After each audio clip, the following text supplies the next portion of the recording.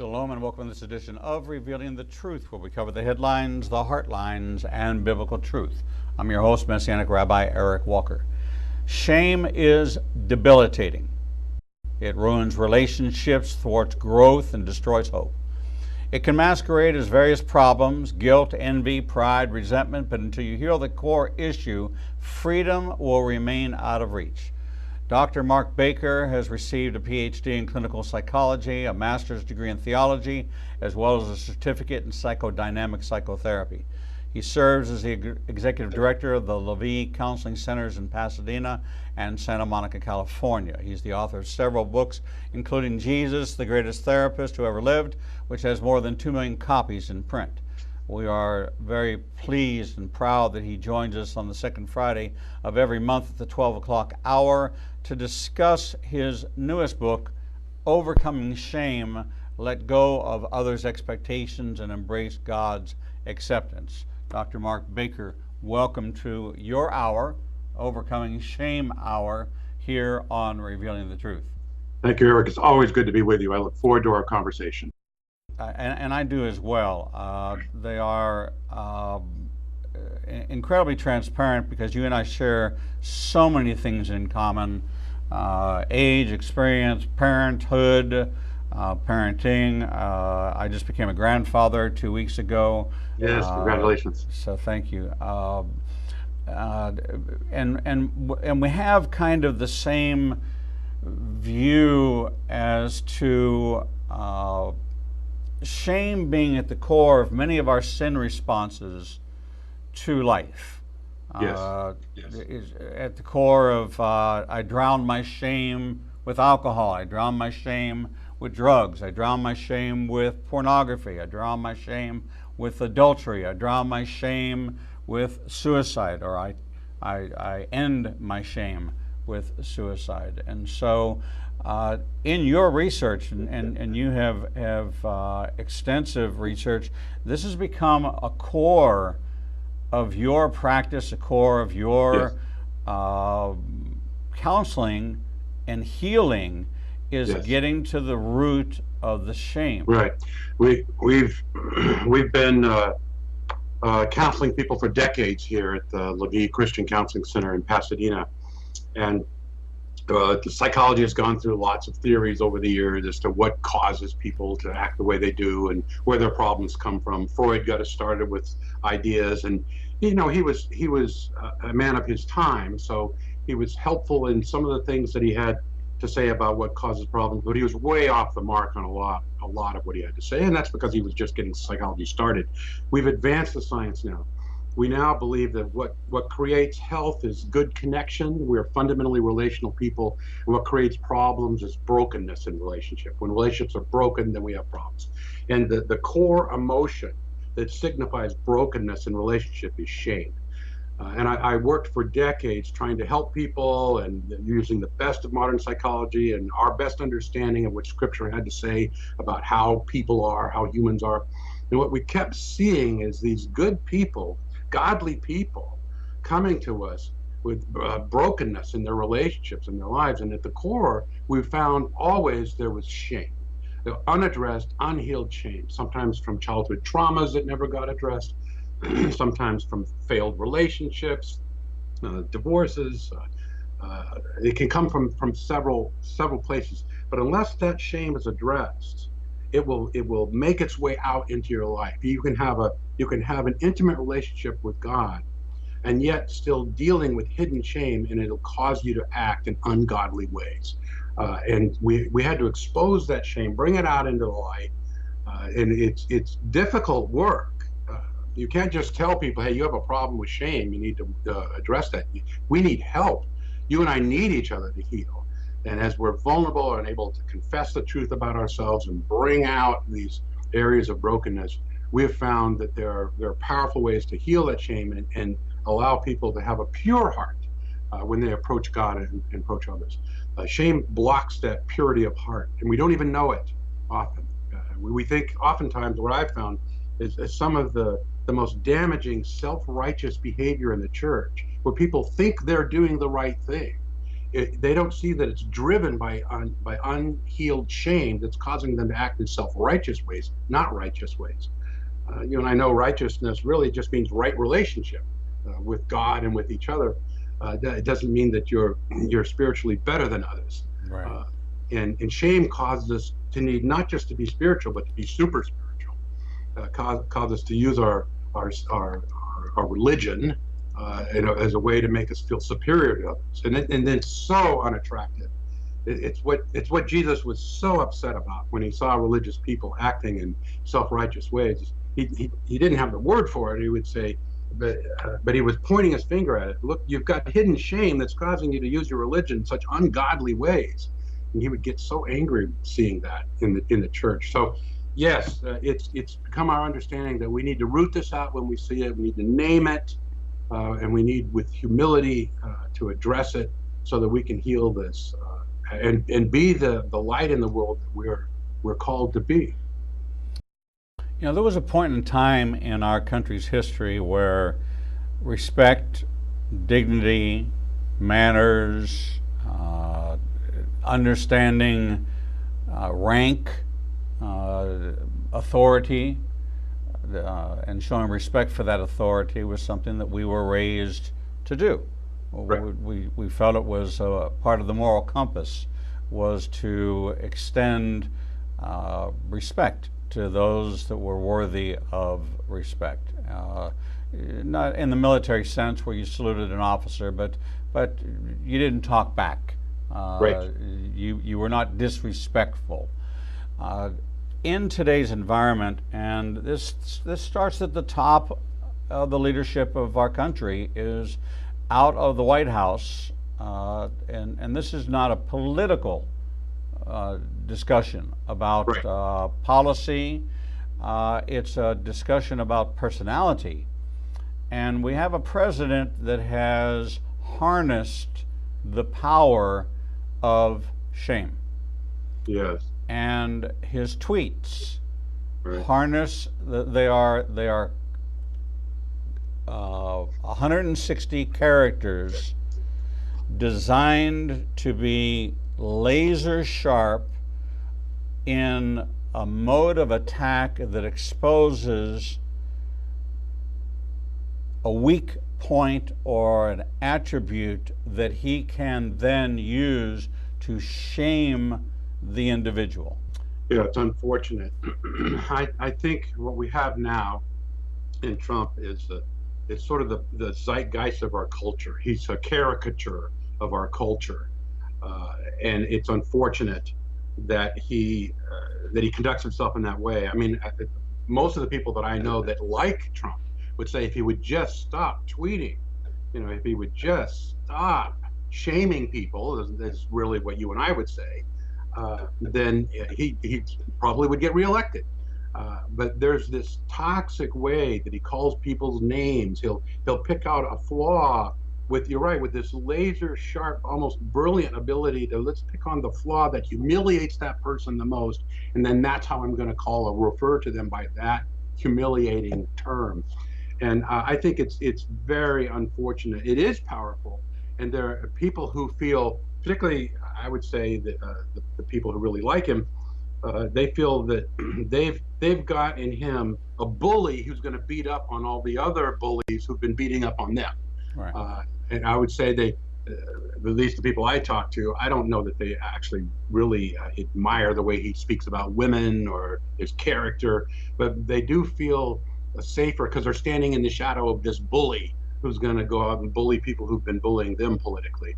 And I think it's really unfortunate because it's damaging the soul of our culture to conduct ourselves this way. And I think social media is the driver of that.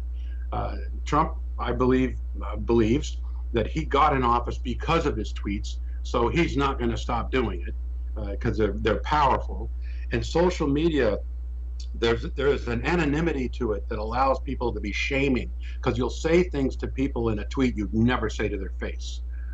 And I think it's damaging our ability to relate in a whole and healthy way when we do these toxic kind of it's really gossip. We've institutionalized gossip in a way that allows us to be very, very destructive. And it's particularly prevalent in younger people. In our counseling center, we hire people in their 20s. And just this week, I had to have an in-service with all of our therapists on gossip. These people all have master's degrees and PhDs, and they're psychologists and psychotherapists. They're all Christian, right? They work for me. And I had to say to them, listen, Matthew 18 tells us how to deal with conflict. It's really clear. It's really clear.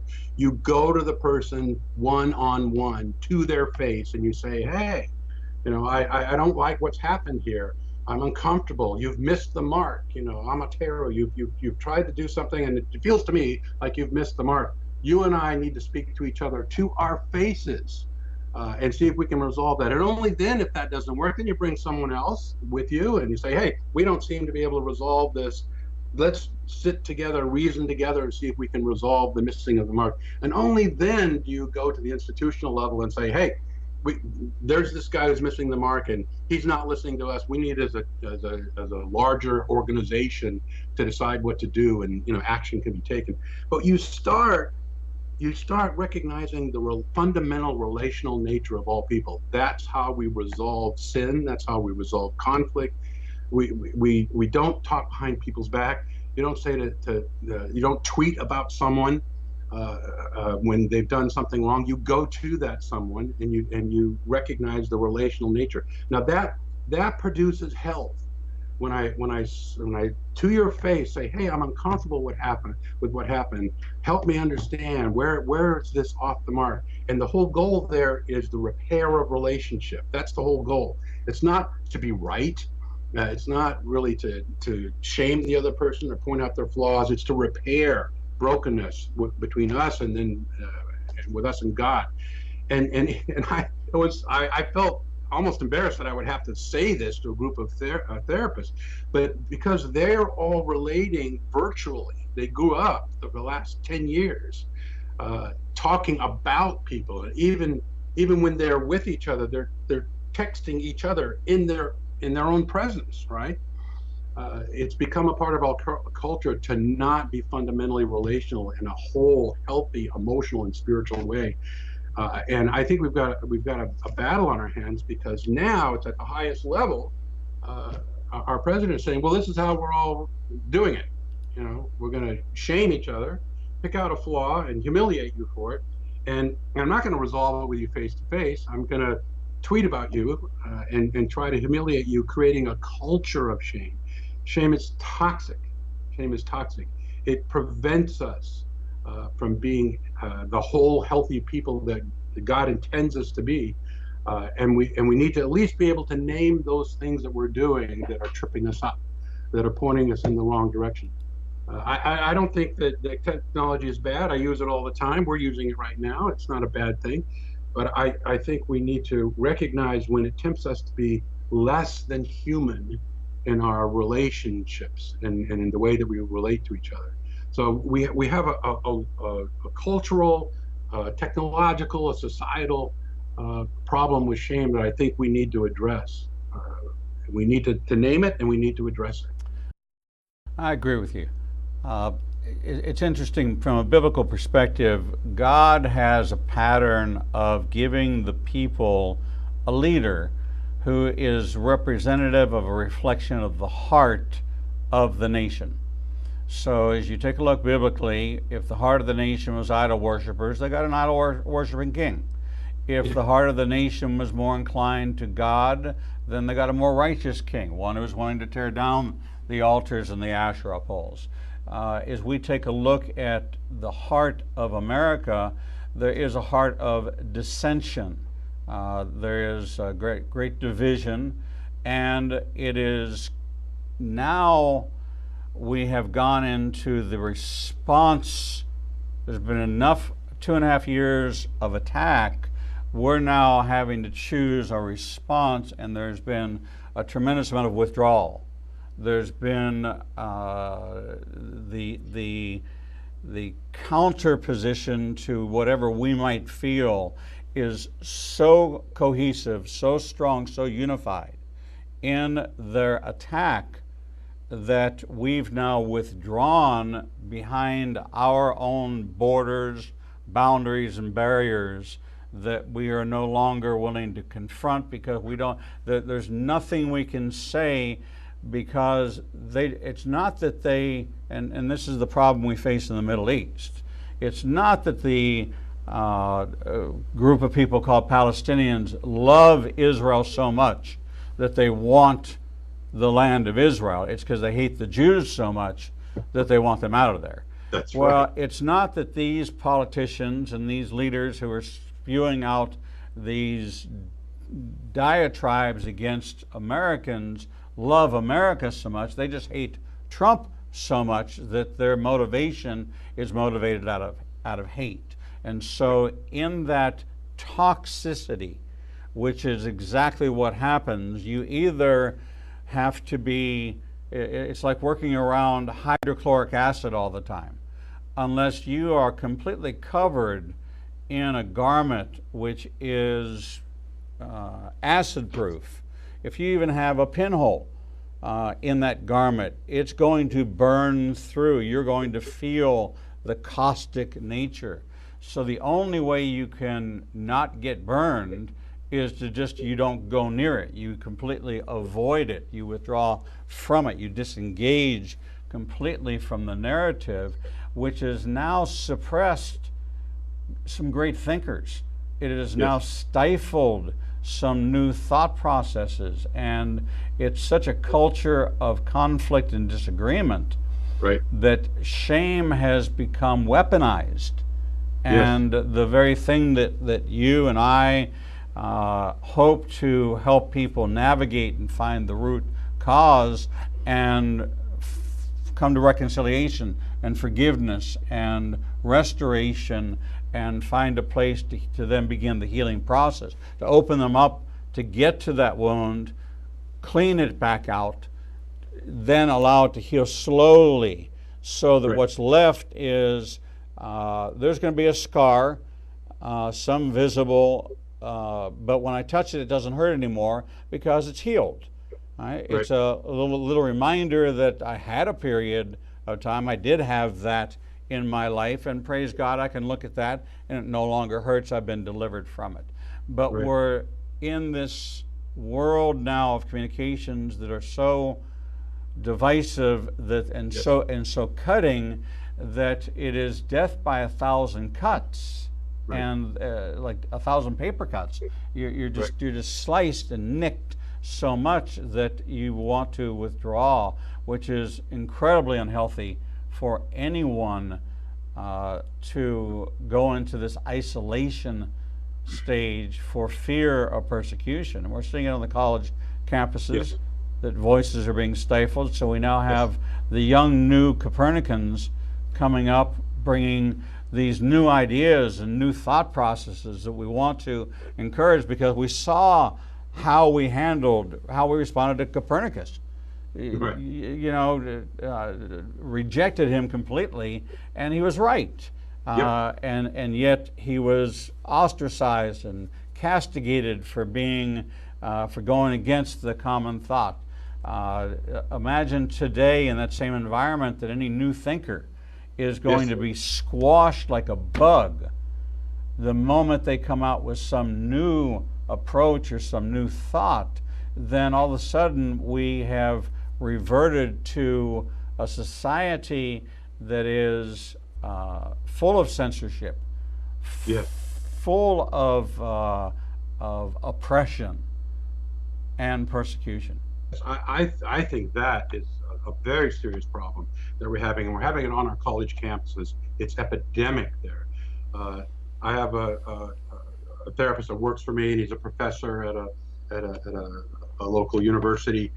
And we were working through a problem in our group, and one of the other therapists in the group could recognize the principle of being able to disagree and talk about disagreements in her own marriage. She was vulnerable in sharing, I wasn't willing to bring an issue up with my husband for quite a long time because I was afraid it would hurt his feelings and he couldn't handle it.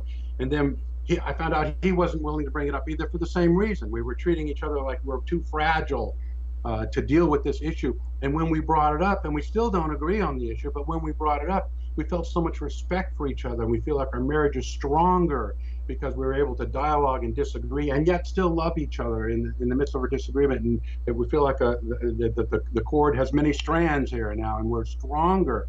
And this other professor he works for me, was in our group, and I said to him, yes, and I think this is the problem on our college campuses, where we're not allowing people to disagree and talk about alternative perspectives and trust that students can work their way through to the truth and say, well, I don't see it that way. How do you see it?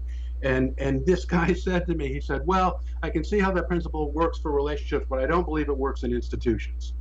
I think we need to prevent hate speech at institutions. And I was like stunned. I'm like, what you just saw, here it is. This is the principle. We reason together, and we don't agree, but yet we're stronger for it. And you're telling me you really believe we should prevent college students from listening to voices that are slightly different than the ideology that you carry.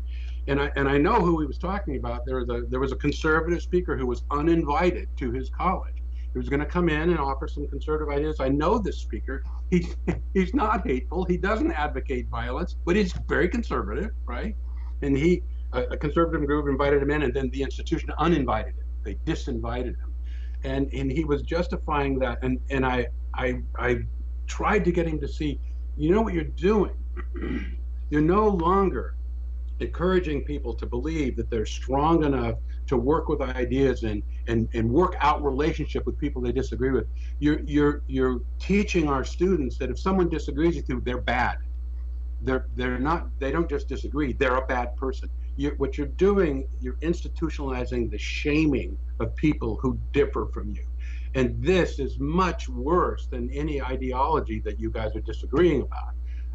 You're flaming the fires of a culture of shame when you do that. To teach our students they're not strong enough to deal with different ideas, and when people do have different ideas, they're not just wrong, they're bad, they're hateful, and I think in our college campuses, this is a very, very big problem. They're not psychologically sophisticated when they take this black and white approach, this we-they approach, that if people disagree with me, therefore they're bad. I would much rather have us have an atmosphere of, well, we're going to disagree with some, and we're going to treat each other with a respectful and loving way. I'm not going to throw liquid on you and squirt you with bleach or something if you disagree with me. But I am going to disagree with you, and we'll figure how to do that in a loving way, a way that God would be proud of. If we disagree. That's what we want to teach our students, how to disagree in a way that has integrity, a way that they can walk away from disagreements and feel proud of themselves, not have to really hang their head with how inappropriately they've acted towards another human being. We've got a problem we need to address, and it's being reinforced in our culture. You know, it's interesting because growing up in the Jewish world, our rabbis would teach us when we were in these advanced study programs that here is a biblical or rabbinical position. Now, today you're going to defend the position, and this person is going to argue against. Tomorrow you're going to switch places, okay? And you're going to take this and refute your own argument and mount your own counterattack toward yourself, so that you learn Socratically the art of defense by introducing salient points which will support your premise. And so when I went to Penn State, undergraduate work, and you think back how long since you and I were undergrads, Right. And I started at age 16 in 1968 And Frank Sansone and John Chisholm were my sociology and political science professors, and I took every, and that wasn't my major, but because they both had the process for active debate of social construct and political construct, and the interaction between the two. So they would cooperatively parallel their curriculums so that you could introduce into the social construct the political aspect, and into the political aspect the social construct, and how they interact with each other, and did the exact same thing. This month you're going to defend this. You're going to defend socialism. Next month you're going to be opposed, and so that was the training, so that you could find a way to discern and to work through the information, neither right or wrong, good or bad, but you could then see the whole, and the whole goal of it was for you to step back enough that your perspective was not skewed by the angle or by the as we look at a round Earth, that you're far enough away that you're not missing. So you're seeing what you can see, and then you shift and you see more, and then you shift, but you never leave out a whole section. You don't go from this section and completely leave that section and move to a new section. You navigate through all of it so that you ultimately get a 360-degree view, so that you and I can talk about things we don't agree upon, and we can introduce thoughts to the process which will be ponderables.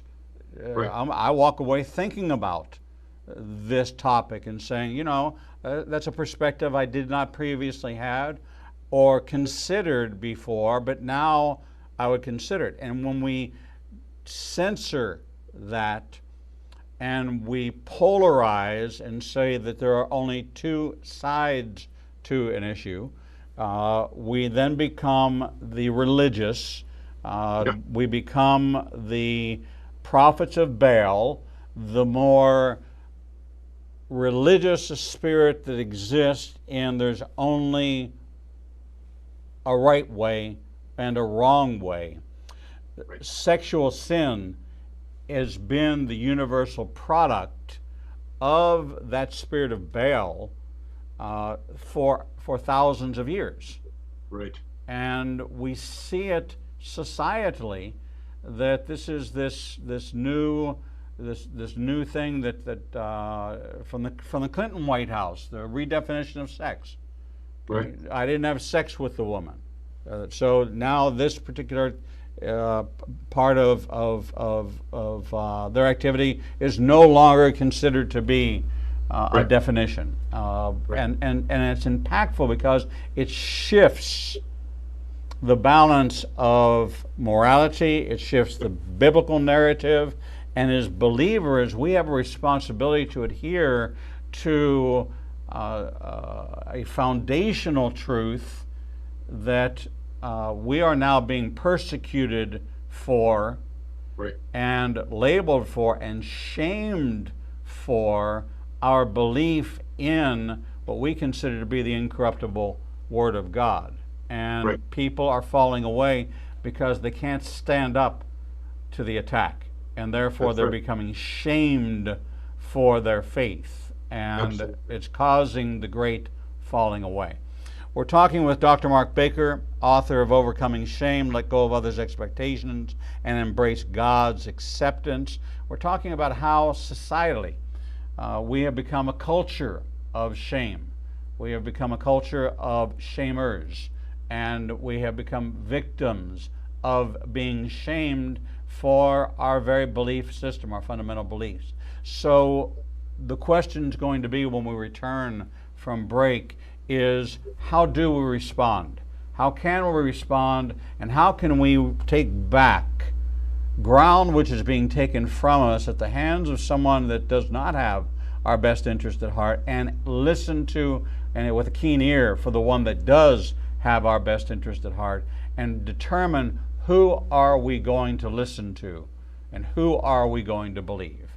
We're going to take a short break, and we'll be right back. Not everything that makes the headlines has biblical importance, but many events that happen around the world do, and you never hear about them.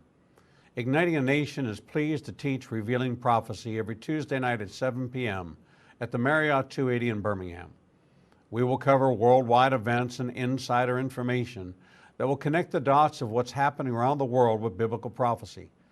If you happen to miss a class, we'll televise each week's class at 10 o'clock Central Time on ignitinganation.com and all our social media outlets.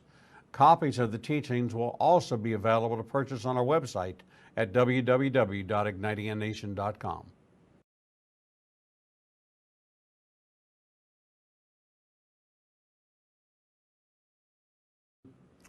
The Lord meets you right where you are, and so does Igniting a Nation's new live streaming outlets. You can now watch Revealing the Truth, Revealing the Bible, and Prophecy Revealed simulcast live each Monday through Friday from 10 a.m. to 1 o'clock p.m. Central Standard Time on YouTube Live, Facebook Live, Vimeo, Periscope, and through our website, www.ignitinganation.com. No matter what device you are using, our program will automatically scale so you won't have to miss a single program. And if you happen to miss an episode, you can always subscribe to the Igniting a Nation YouTube channel and access over 1,000 interviews and never miss your favorite authors, special guests, and topics that interest you the most. There are lots of ways to see Israel, but nothing compares to seeing the land of the book and the people of the book through the eyes of two Jewish believers who can take you on a journey that will bring the entire Bible to life. When you join Rabbi Eric Walker and his #1 rated tour guide, Edo Canaan, in Israel, you'll experience incredible teachings, first-class accommodations, and actually walk where Jesus walked. You will experience the Bible transforming from black and white into living color, and you will never see the Bible in the same way again. For more information, visit us at www.ignitinganation.com/events. The Lord contends with what contends with you, and Igniting a Nation is committed to bringing to light each and every issue that faces a believer's life. Our live stream programming and teachings take you on a journey to finding biblical truth from a wide variety of experts who share their insights into a deeper walk with the Lord. We have assembled the most comprehensive panel of experts in the fields of prophecy, caregiving, healing from trauma, shame, and abuse, and so much more. We continue to expand our teachings and programming to meet your needs. We're committed to healing the nations with biblical truth. Visit www.ignitinganation.com to develop a deeper walk with the Lord and start your journey to a transformed life.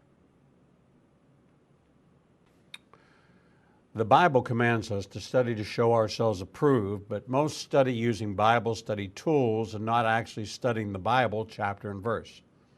Igniting a Nation is pleased to present Revealing the Bible, recorded and taught each week before a live audience. We take you deeper into the actual Bible and verse in both Hebrew and English and connect the dots between the Old and New Testament. You can attend our 2 classes in Tuscaloosa and Birmingham, or watch the program every Wednesday at 11 a.m. Central Time on ignitinganation.com and all our other simulcast outlets. For more information, visit www.ignitinganation.com/events.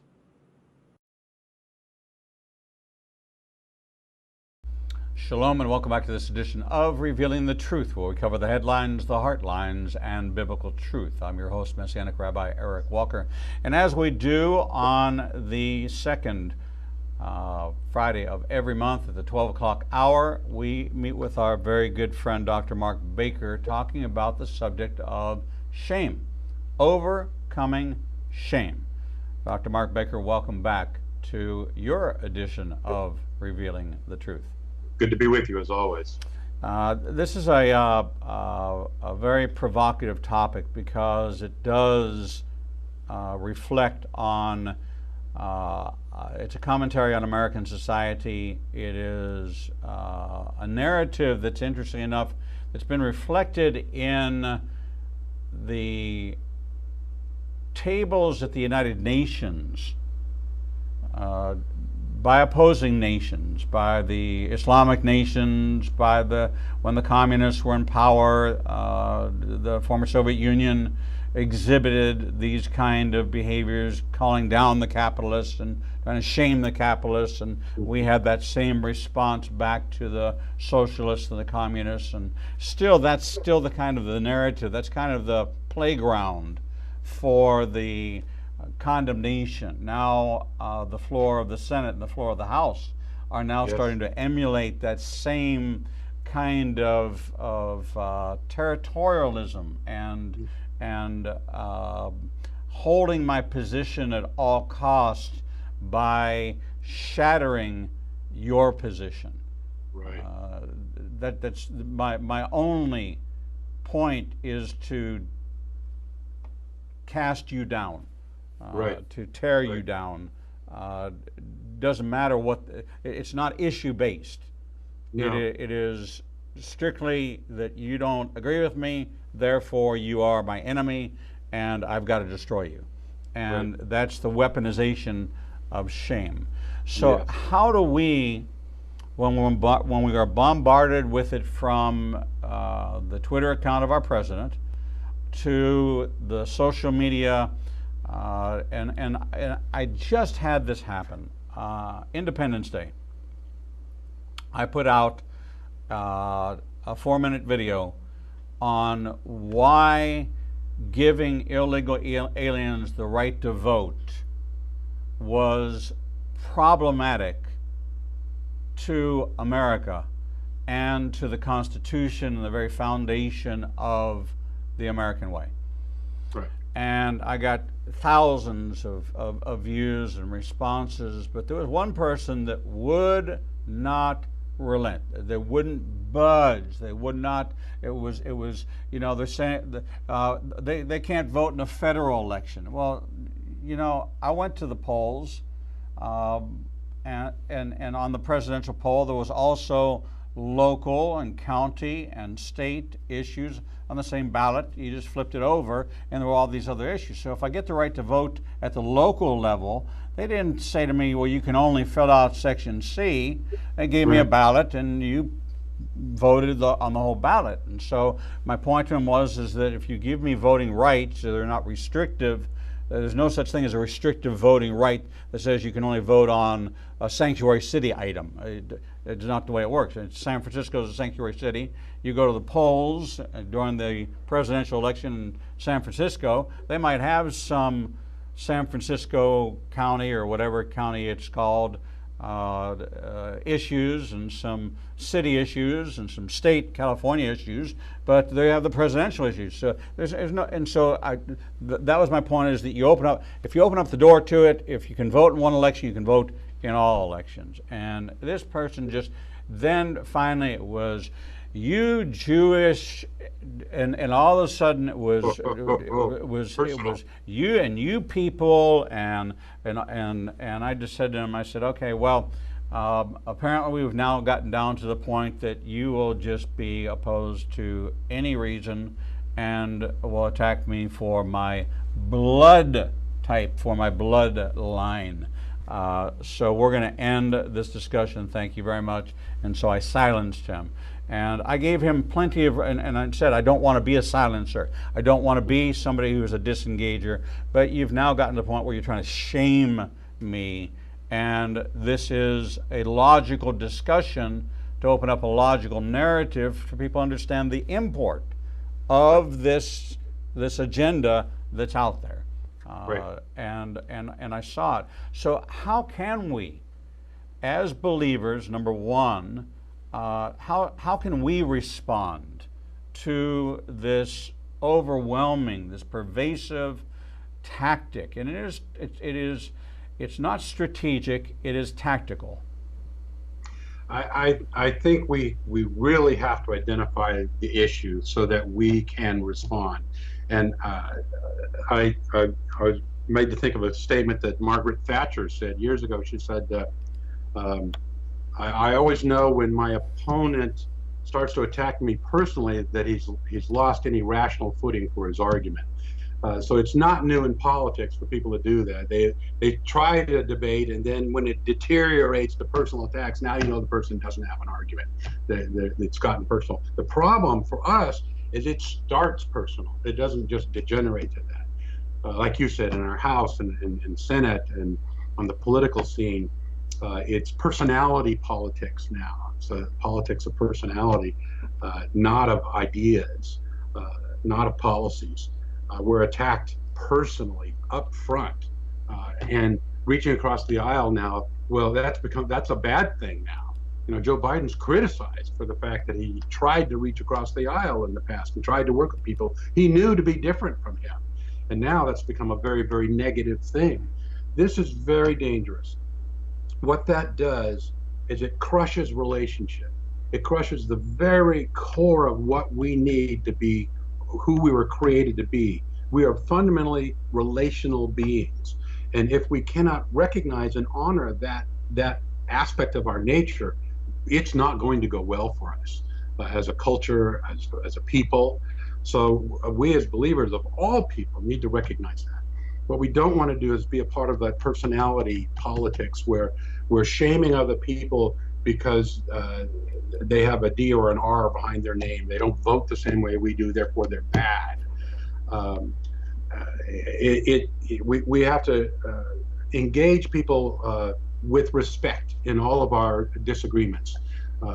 For us, I think what we can do is privilege relationship over these ideologies and policies. I want to talk about the policies, but I'm always going to treat you with respect. I'm never going to allow the conversation to degenerate to that level where I'm attacking you for the color of your skin or your bloodline or anything personal about you.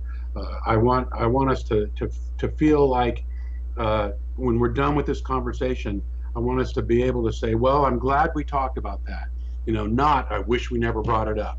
You know, that is not how we as believers want to conduct ourselves in this culture.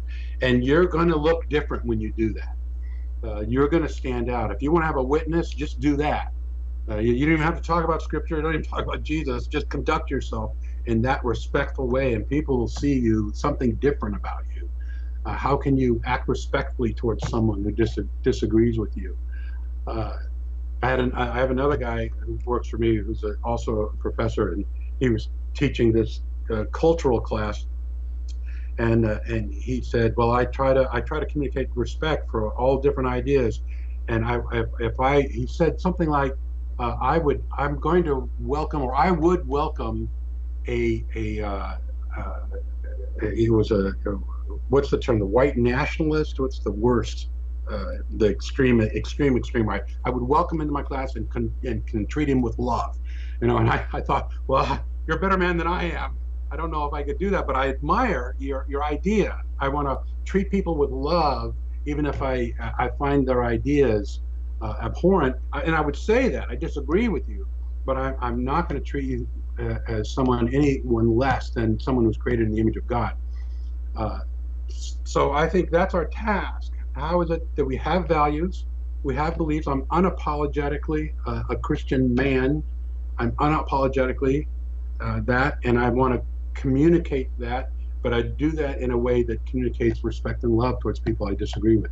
Now, and that's not to say there aren't times to call out wrong when you see it, you know.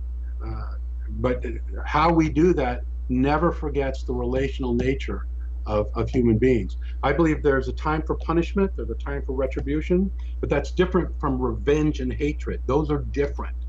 I think we punish people because they violated laws, and we have love, godliness, and order, and so punishment is appropriate for society to function. So I believe in laws and punishment. I don't believe in hating people and getting revenge on them. Those are two different things.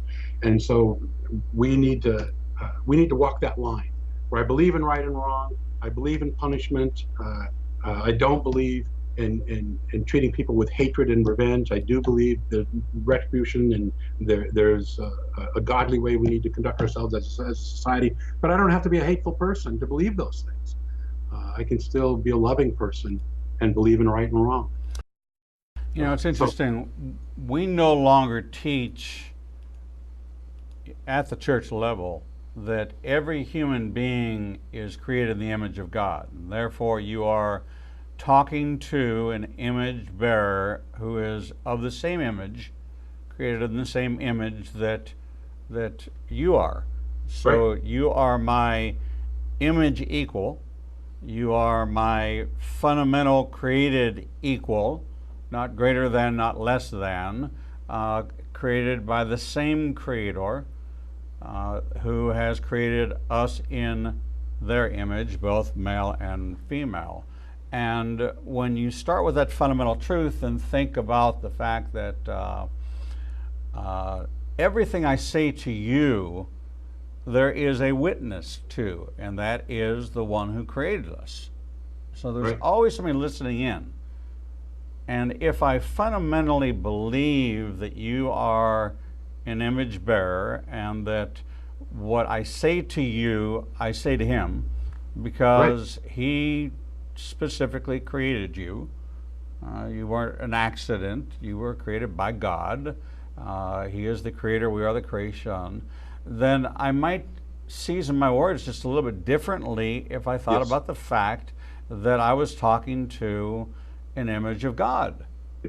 Exactly. Martin Buber calls it the I-thou relationship as opposed to the I-it relationship. That God shows up when we recognize that I'm speaking to a human being made in the image of God.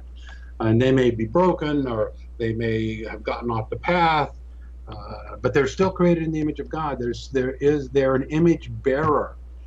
That person, I've done work in maximum security prisons, and I've talked with men who have murdered other people, and some of the ones I talked to were on death row.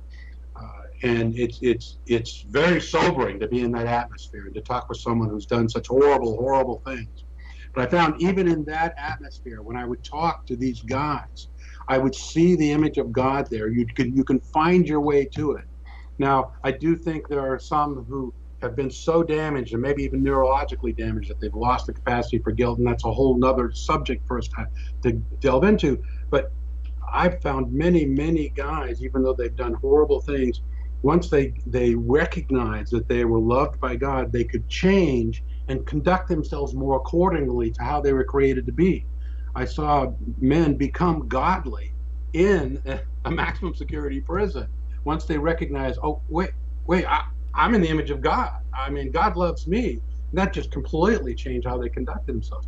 So how are we in our daily life going to help people get to that place where they can conduct themselves in a non-shaming way towards others, unless we recognize that basic fact, unless we treat people like they're created in the image of God? But I in every relationship, strive for an I-thou connection. And Buber says that when we do that, God shows up. Yes. He shows up in the midst of that kind of relatedness. That we're no longer just two guys talking. God shows up in a way that he doesn't when I treat you like like a thing. And if you have that sensibility about you, you'll stand out. You'll be different. There'll be something about you that's non-shaming. You won't go there anymore. Well, you remind me of the fascinating story of David Berkowitz, son of Sam.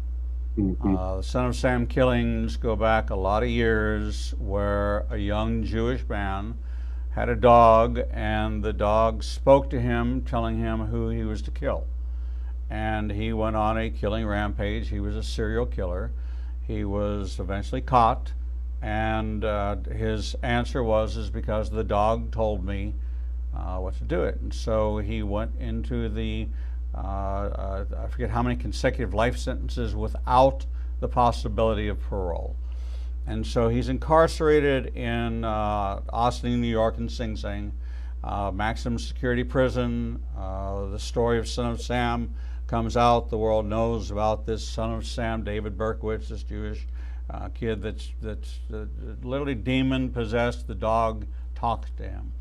And people begin to minister to him and witness to him and to talk to him and to deliver him. And all of a sudden, David Berkowitz accepts Jesus as his Messiah. And you say, well, he's a jailhouse confession, and Yeah, okay. If he was going before the parole board, I could say he had a great excuse, and this was his new line. But he doesn't have a parole board. He doesn't have the possibility of parole. He has a life sentence that he will die in prison. He knows exactly. So it's meaningless to his case. It's meaningless to his defense. He has had a true born again experience. He has been delivered from the demonic oppression that controlled his life, where a dog gave him instruction to kill people. He has repented. He has given his life to the Lord, and he is now a minister in the prison, telling his own testimony of the horror, the headlines of the horror of who he was. He was the son of Sam. He was David Berkowitz. And now he is a new creation and Messiah, and he is changed. And he is just the interviews that I've seen with them are so radically, compellingly different than the young, wild curly hair in the courtroom of this demonically driven and demonically possessed and oppressed young man. And here he is winning souls for the Lord because there's been a true transformation. And so if it can happen to David Berkowitz, son of Sam, and no agenda, there's to no tangible earthly benefit to him as a Jew to accept Jesus as his Messiah, he gets nothing for it. He gets actually ostracized even more from the Jewish community because of it. Here he is now ministering the gospel as one of the most notorious, still living serial killers in our modern history. And so with that kind of power as an image bearer of God, when you come down and everything is stripped away and you come to that realization, I can love you. I can recognize you are the son of Sam. You killed these young women at the instruction of a dog. And he says, yes, that's who I was. But that's not who I am anymore. And I have repented, and I regret, and I see the wrong that I did. But that's not my prison. I'm not in prison anymore. I'm where God has brought me to bring about my restoration and my healing. And this is exactly what I had to have happen. This is the kind of narrative we should be having with each other, which is encouraging, uplifting, and speaking life, and even into the least of these. And this was the message of Jesus, and this is the only way we're going to overcome the shame. I believe that. The only way. Dr. Mark Baker, author of Overcoming Shame, Let Go of Others' Expectations, and Embrace God's Acceptance. You'll find him here on the second Friday of every month at the 12 o'clock Central Time hour. Until we see you again next month, same time, same place, to talk more about shame. So many areas that you and I have yet to explore, so many we've talked about, but yet so many more. That list I sent you the other day was just off the top of my head. I just started saying we've got to talk about these things because they are so prevalent and so pervasive. So Dr. Mark Baker, thank you. Thank you for your friendship. Thank you for your wisdom, and thank you for your support. God bless you, my friend. God bless you too. Thank you. We're going to take a short break, and when we come back, we'll bring you the next edition of Revealing the Truth.